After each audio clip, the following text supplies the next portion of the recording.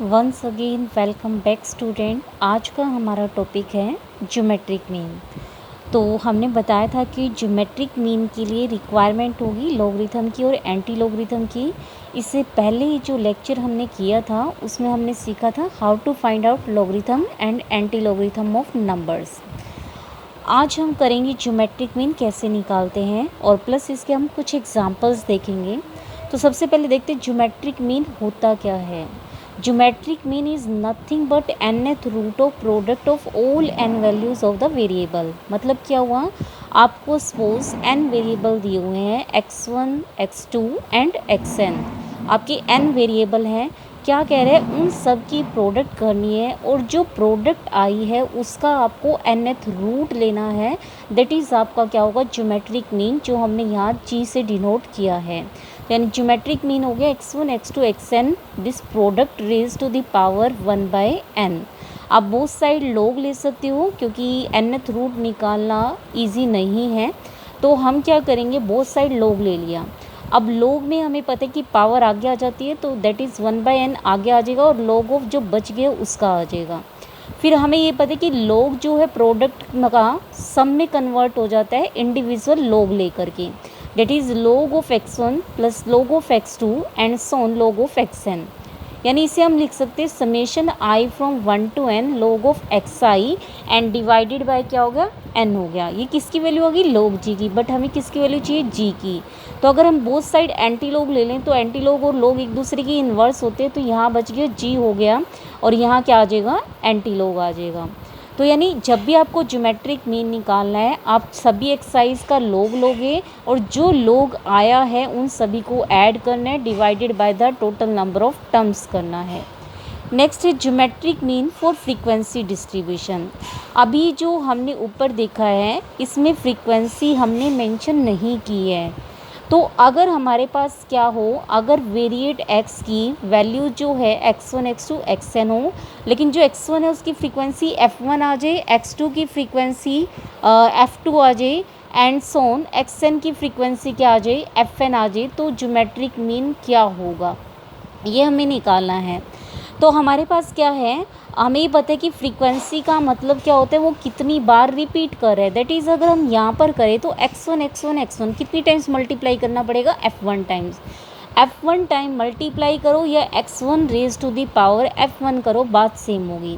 That is x1 raise to the power f1, x2 raise to the power f2 and so on xn raise to the power fn। फिर इन सब की product और उसका क्या लेना है हमें, nth रूट। अगेन हमें लॉगरिथम लेना है, लॉगरिथम लेंगे पावर आगे आ जाएगी और जो ये प्रोडक्ट का लॉग है वो समेशन में कन्वर्ट हो जाएगा, फर्दर पावर आगे आ जाएगी, पावर रूल लग जाएगा। दैट इज़ हमारे पास ये बन जाएगा summation i from 1 to n fi log i, हमारे पास डिवाइडेड बाय क्या हो गया, n हो गया। और फिर log g की वैल्यू थी वो, तो g की वैल्यू निकालने के लिए हमने बोथ साइड क्या ले लिया, एंटी लॉग। यानी फ्रीक्वेंसी के केस में आपका ये आ गया है। तो अब हम इसके कुछ एग्जांपल्स देखते हैं। सपोज आपका फर्स्ट एग्जांपल है, calculate the geometric mean of the series 10, 120, 50, 52, 80, 37, 60। आपकी ये x की वैल्यूज़ है। अब हमें ये पता है कि सभी का हमें लॉग लेना है, जो लॉग आएगा उन सभी को ऐड करना है, फिर हमें टोटल नंबर ऑफ टर्म्स से डिवाइड करना है और जो आंसर आएगा उसे हमें क्या लेना है, एंटी लॉग। हमने पिछले चैप्टर में किया था, पिछले लेक्चर में किया था सॉरी, कि हम लोग कैसे निकालते हैं। जैसे log ऑफ 10 है तो हमने कहा था 10 को 10.00 लिख सकते हैं। आपको लेफ़्ट साइड से जाना है और एक पेयर बनाना है, दैट इज़ 10 हो गया। और जो बच गई हैं 2 डिजिट उसको आप एज इट इज़ लिख दो, दैट इज़ 10 0 0। फिर हमें क्या करना है, लॉगरिथम टेबल में जाना है और 10 का 0 में आपको क्या देखना है, मेन डिफरेंस वो कितना है, 0। और मेन डिफरेंस है ही नहीं, यानी आपका जो मेन डिफरेंस लगा लो और मेन डिफरेंस लगा लो, उनका जो एडिशन आ गया वो कितना आ गया, 0 आ गया। फिर हमने कहा था कि डेसिमल से पहले देखनी है कि कितनी डिजिट है, तो डेसिमल से पहले कितनी डिजिट आ रही है, 2 डिजिट आ रही है, तो हमें उसमें से क्या करना था, एक कम कर देना था। दैट इज़ हमारे पास क्या हो गया, 1.0, यानी क्या हो गया, 1 हो गया। नेक्स्ट है log ऑफ 110, यानी log ऑफ 110।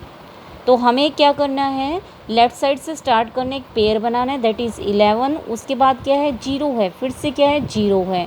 यानी हमें क्या करना है, 11 का 0 में ही मेन डिफरेंस चाहिए, मीन है ही नहीं 0 में, दैट इज़ कितना हो गया, 0414, और ये हो गया पॉइंट। अब डेसिमल से पहले देखनी कितने डिजिट हैं, 3 डिजिट है, उसमें से हमें क्या कर देनी है, कम कर देनी है, यानी कितना हो गया, 2 पॉइंट हो गया, दैट इज़ 2.0414। इस तरीके से हम 120 का निकाल लेंगे, मतलब हमें सभी x का log निकाल देना है। फिर हम इन सब को ऐड करेंगे तो आंसर आ जाएगा 13.7851। तो हमें ज्योमेट्रिक मीन पता है कि that is anti log of summation log xi divided by total number of terms. तो टोटल नंबर ऑफ टर्म्स आप काउंट कर सकते हो, 3 ये होगी, 3 6 और 2 ये 8 हो गई, दैट इज़ 13.7851 बाय में क्या हो गया हमारे पास, 8 हो गया। जब इसको हम सोल्व करेंगे तो क्या आ जाएगा, 1.723 आ गया। फिर हमने कहा था कि एंटी लॉग अगर आपको निकालना है तो आप क्या करोगे, आपको डेसिमल से पहले वाला एक बार इग्नोर करना है, डेसिमल के बाद वाला लिख देना है, दैट इज़ आपका कितना हो गया, 0.723, ये हो गया।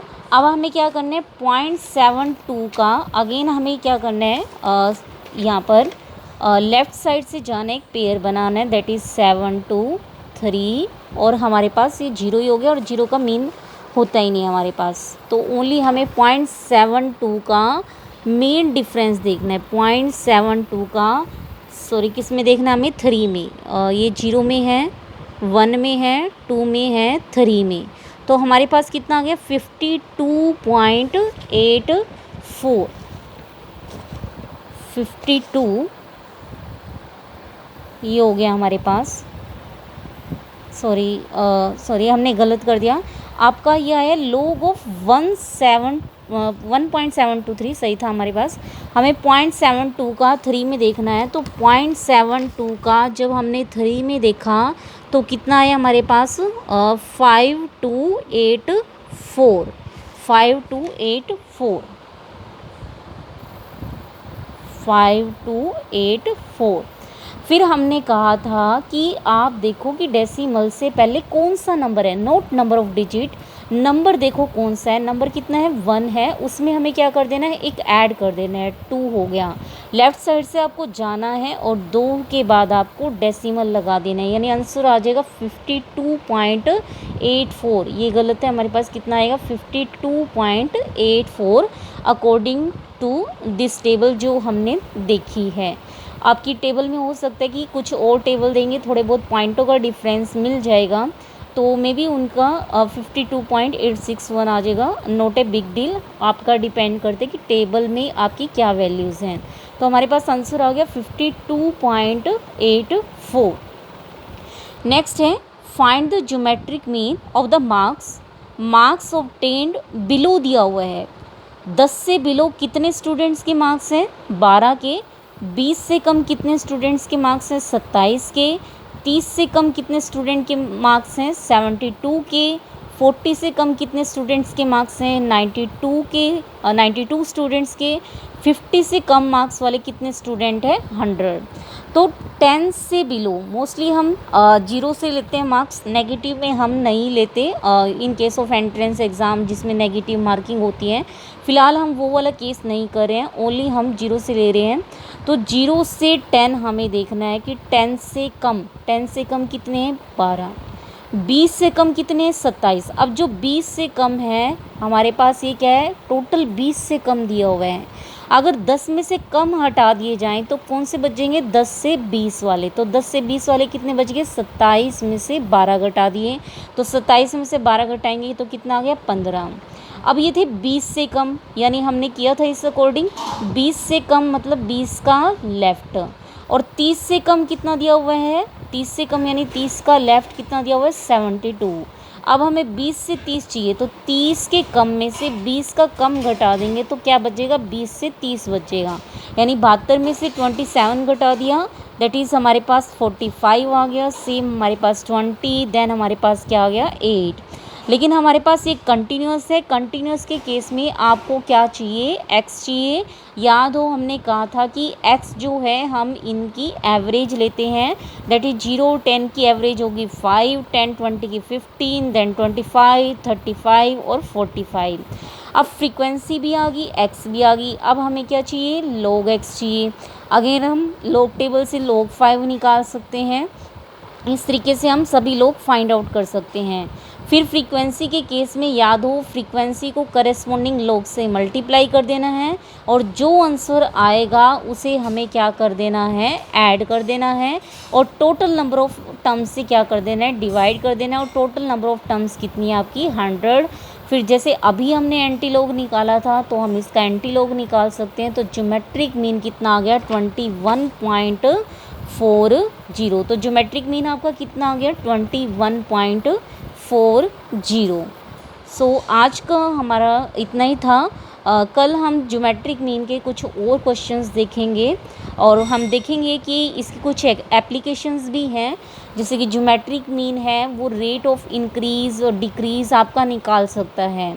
तो आज के लिए इतना ही। Thank you students.